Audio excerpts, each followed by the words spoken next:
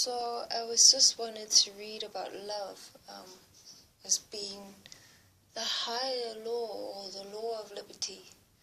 So if you love, you fulfill the law and the prophets. As if you love, you don't steal, you don't covet, you don't commit evil. So basically, love is the fulfillment of the law. And we know what love is because God sent His Son to die in our place, and He calls us to die instead of sin. Basically, he calls us to die for one another, to lay down our lives for one another, to love to such an extreme that we're willing to die.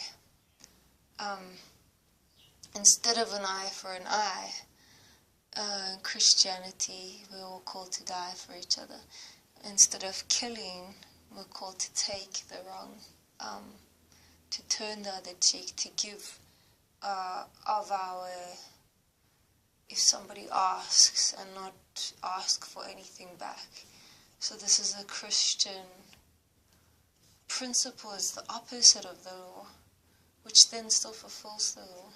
Because ultimately, if nobody kills anyone, but everybody's dying basically to themselves and their rights, you might occasionally have someone who doesn't care about that, but eventually I think that, as Tolstoy said in one of his books, there comes a point where the person will ask, is there not a lie in my right hand?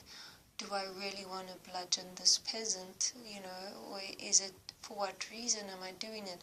One of the Israeli soldiers I saw a video on, he said he had nightmares and he couldn't sleep, of this person asking him, why did you kill me? Why did you kill me? And he had no personal reason to kill him. So he obviously came to realize after, and he was suffering from what they would call post-traumatic stress. I would call it,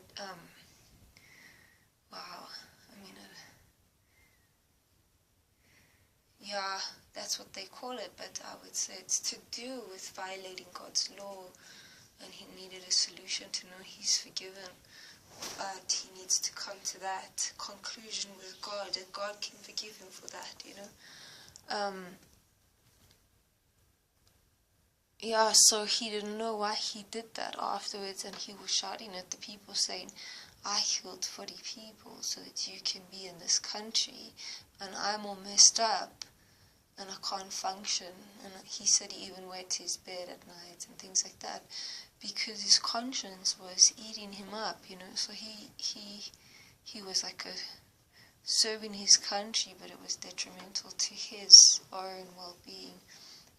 Anyway, so basically about love being the fulfillment of the law. So it's Corinthians chapter 13, and Paul is writing, and he said that he's writing about spiritual gifts. People in the church wanted to have amazing gifts, or and ultimately love is the greatest gift.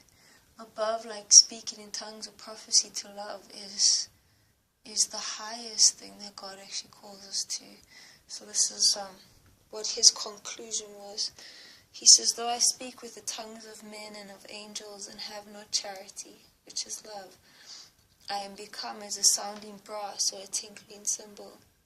And though I have the gift of prophecy and understand all mysteries and all knowledge, and though I have all faith so that I can remove mountains, and have not charity, I am nothing.